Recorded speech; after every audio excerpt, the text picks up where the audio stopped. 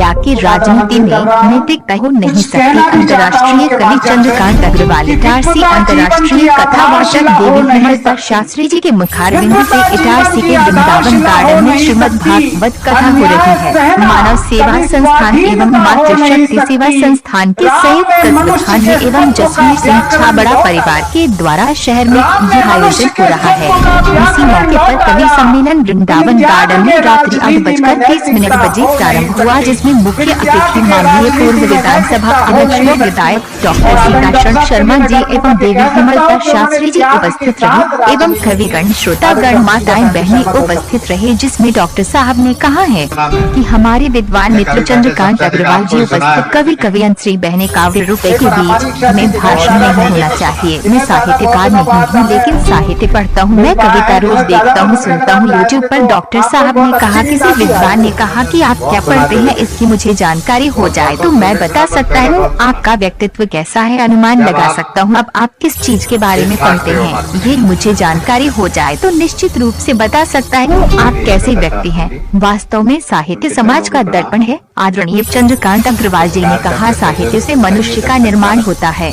Doctor साहब ने कहा कि रामधारी सिंह दिनकर ने एक बार कहा था, आप सभी कवियों को पता होगा, वे सांसद थे, मनोनीत और सीढ़ियों से नीचे उतर रहे थे। तभी पंडित जवाहरलाल नेहरू तत्कालीन प्रधानमंत्री का पैर थोड़ा सा स्लिप हुआ तो रामधारी सिंह दिनकर के कंधे पर हाथ रखा और उनसे माफी मांगी कि मैंने आपको तकलीफ दी। दिनकर जी ने कहा, जब जब राजनीति लड़ख जाती है तो साहित्य उसे सहारा देता है।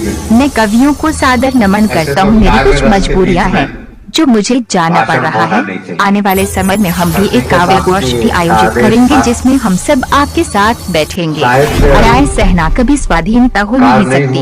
मनमोहन यादव इटारसी की रिपोर्ट। पर कुछ साहित्य पढ़ता हूँ, कविता लगभग रोज सुनता हूँ यूट्यूब पे। किसी विद्वान ने कहा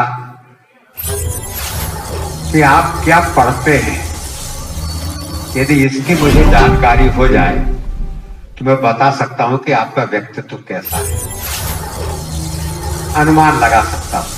और आप किस चीज को दोबारा पढ़ते हैं, यदि ये मुझे जानकारी हो जाए तो मैं निश्चित रूप से बता सकता हूं कि आप कैसे व्यक्ति हैं। वास्तव में साहित्य समाज का दर्पण है। आदरणीय चंद्रकांत जी ने कहा, साहित्य से मनुष्य का निर्माण होता है। रामधारी सिंह दिनकर जी ने एक बार कहा था, आपको सबको कवियों को तो मालूम ही है, कि वो सांसद थे मनोनीत और वो उतर रहे थे सीढ़ी और पीछे पंडित जवाहरलाल नेहरू जी थे, तत्कालीन प्रधानमंत्री। तो उनका पैर थोड़ा सा स्लिप हुआ तो रामधारी सिंह दिनकर के कंधे को उन्होंने हाथ रखा। तो फिर उनसे माफी मांगी कि मैंने आपको तकलीफ दी।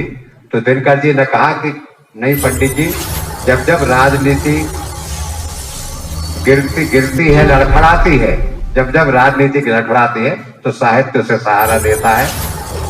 मैं कवियों को सादर नमन करता हूँ।